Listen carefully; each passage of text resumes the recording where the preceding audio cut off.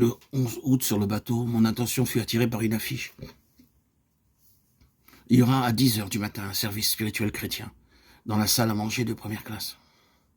Jusqu'à ce jour, je n'avais mis les pieds dans une réunion chrétienne et à ce moment-là, je ne me faisais aucune idée de ce qui se passait dans une telle réunion. Je me dis alors, bon, si je n'y vais pas, mes amis pourront me faire des reproches, disant à mon sujet, cet Indien ne veut jamais mettre les pieds chez nous.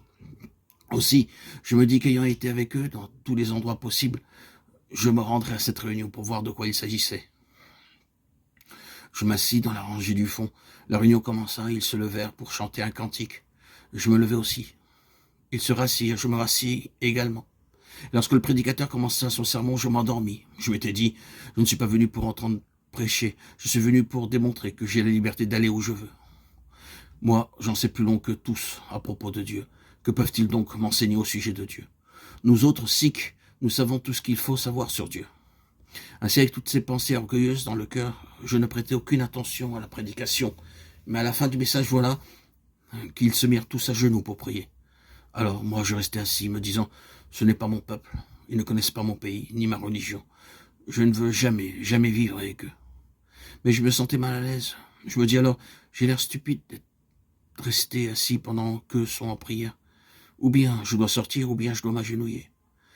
Je ne pouvais pas sortir, car il y avait quelqu'un d'agenouillé à ma droite comme à ma gauche. Je regardais dans les deux sens et me dis, aux Indes, je n'ai jamais dérangé une personne en prière. J'ai vu aux Indes des gens de tout rang, de toute classe, en prière, dans un jardin public, sous un arbre, sur le trottoir, à l'arrêt de l'autobus, et jamais je ne les ai dérangés. C'est pourquoi je me dis, il faut que je sois poli, respectueux, et ne pas les déranger dans leur prière. Parce que de façon ou d'autre, ils s'adressent quand même à Dieu.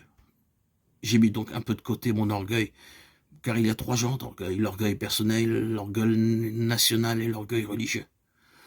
Je savais de toute façon que ma religion était la meilleure et que nous autres Sikhs, nous savons tout à propos de Dieu. Alors, donnant un bon coup à mon orgueil, je me mis à genoux. À l'instant même où je m'agenouillais, je ressentis comme une puissance divine qui tomba sur moi. Mon corps se mit à trembler, les paroles suivantes sortirent de ma bouche. Seigneur Jésus-Christ, je sais, je crois que tu es le Christ vivant. Je ne sais pas comment ces paroles ont pu franchir mes lèvres à cet instant-là, car dans ma folie, j'avais une fois déclaré qu'en dehors de la science et de la connaissance, il n'y avait rien. Mais à cet instant précis, je sentais nettement une puissance divine qui était tombée sur moi. Lorsque je sortis de cette réunion, je me mis à observer les passagers qui se prosternaient, qui se promenaient sur le pont du bateau. Soudain, un homme m'aborda me disant « Monsieur, êtes-vous chrétien ?»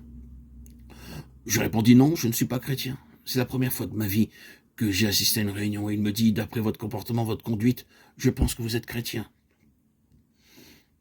Je ne puis me souvenir de ce que je lui répondis à cet instant-là.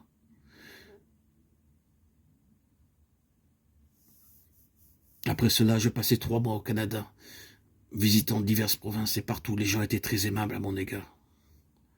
Je reçus les meilleurs traitements partout où je me rendis.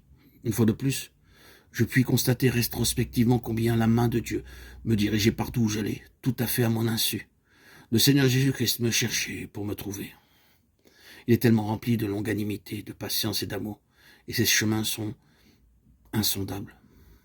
Avec quelle patience et quel amour il est à la recherche d'un pécheur entêté et rebelle. Bien que j'ai blasphémé contre lui pendant une 10aine d'années, lui-même est resté à mon égard plein d'amour et de tendresse.